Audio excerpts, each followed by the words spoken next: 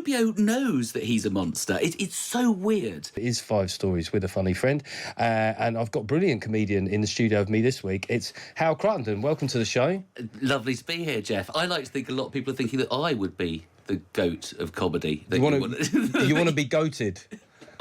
No, I'm just going, I'd like a play about me, please. I don't know if I'd want to play about me. I'd feel like some bad stuff would come out. Well, if you've probably done much worse stuff than I have, but I've led a very pure life, so... I think if you had plays about any modern comedians, it would generally be 3 people sitting looking at their phones. Yeah. Which doesn't make for great dramatic tension. And bitching about the circuit. And always. There's always someone doing better, and they're always the person getting getting torn down. We're going to start this week's news. I mean, there's been a lot of Trump, Zelensky, Ukraine and Putin this week. The tectonic plates of the transatlantic alliance have shifted, as also Vice President J.D. Vance used a security meeting to attack Europe, and Donald Trump seemed to be cozying up to Putin. So I just want to know, Hal, is this like, with Trump and Putin, is it like the beginning of the film Grease? You know when the Pink Ladies show up? Oh, yeah. And they say, we're going to rule the school. And they're kind of looking forward to being the dominant figures. Are we getting Mean Girls vibes? Sorry, when I Grease, I immediately think of the bad guy with the grease back hair. That's the horrible guy that loses the car race. I can't believe you're... But no. There's a real baddie one. The one with he's got terrible. I know the guy you mean. Sorry, I'm just bringing on going. That's so weird that you go for the Pink Ladies, because I think the Pink Ladies have an underlying goodness that they. So you wouldn't associate the Pink Ladies with Trump and Putin? No, I think this is the end of the world. I mean, I'm trying to be. You seem quite chipper with it. I know. Well, I'm just trying to think. We'll all go together, won't we? But no, I just think it's. I think it is hard to be funny about it, because it is possibly and probably incredibly terrifying. And there is a way in which you see journalists dealing with this, going, well, it's a bit of a character, isn't it? And it's the end of seemingly the end of an alliance that we've had all our lives, and all our parents' lives, and most of our grandparents' lives. So I think it is an extraordinary time. I mean, I know I'm going to the extremes here. No, but I would say if Trump is, as I'm suggesting, if he does share some characteristics with a teenage girl, it does mean that whoever he's falling out with this week, they could be BFFs next week.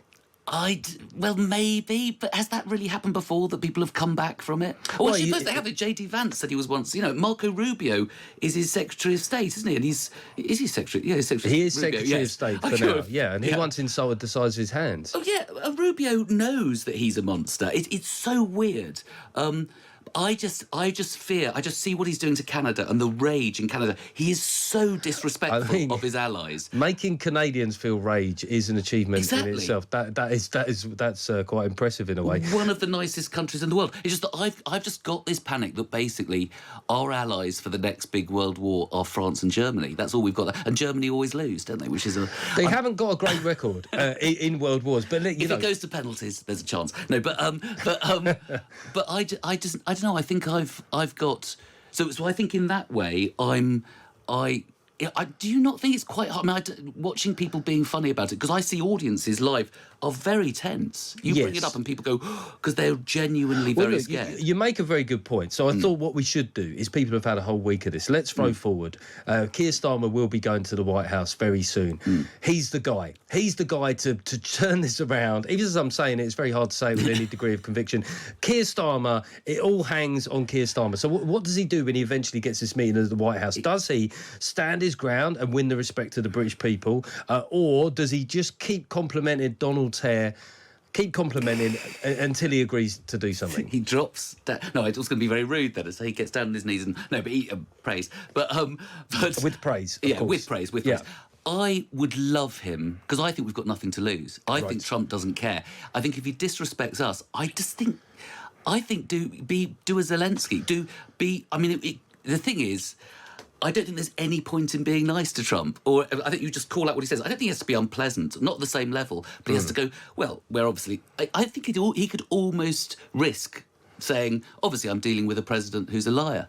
I think it would be an amazingly powerful thing I mean, to it do. would be. Have you watched Love Actually recently? Oh, Is that where the influence is coming from? Do you know I once said this? The thing is, Geoff, you probably know. Do you know lots of cabinet ministers and ex-cabinet ministers? I always think you've... There's a few in the contact book. I've once had a conversation at a party with a high-level Tory cabinet minister when, during Trump's first term, I'm very proud of this, because he was basically a friend of a friend and he happened to be at a party. Yeah. And it was when Trump was visiting Britain, and I said at that time, couldn't Theresa May do a Hugh Grant in Love Actually? Could you not see how his ratings would go through the roof if he did it?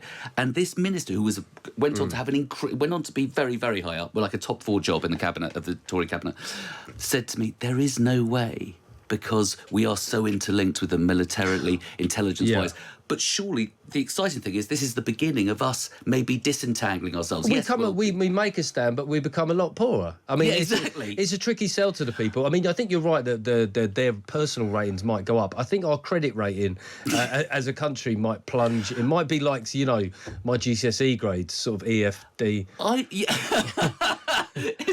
Did you really get bad GCSEs? I got mediocre GCSEs. Smashed it at A-levels, believe it or not. I did the reverse. What did you do? GCSE and then messed up my A-levels. Just absolutely phoned it in. Yeah, I got a fantastic... So this is too personal, but I got a lovely girlfriend, destroyed, just didn't do any work, just lived for the weekend. There's always and a lady. you obviously never had much interest in that way. Sorry, in being intelligent or women? You're a very attractive man. It's varied over my life. I mean, so look, let's leave it that we're hoping that Keir Starmer will go over to America, restore the Western alliance, and return a hero. Somebody else that is sort of going to America, whether indirectly, is James Bond, because Amazon this week have taken full creative control of the James Bond franchise, prompting fans to worry about the character's future. First up, how do you feel about, as a Brit, calling films franchises? How does that make you feel? I don't. What the very fact of calling a film a franchise, I don't know. Am I meant to have a reaction to that? I don't really understand. Well, a franchise. Well, it's like calling a thing a series or a season. I suppose so, but are they definitely going to? Are there going to be spin-offs? Well, are there going to be thing. Blofeld, the childhood of Blofeld, or young Jaws, Blofeld, young Q? I thought Moneypenny could have her own show with Martin Lewis. Moneypenny, Money Supermarket. Oh yes, that would be good.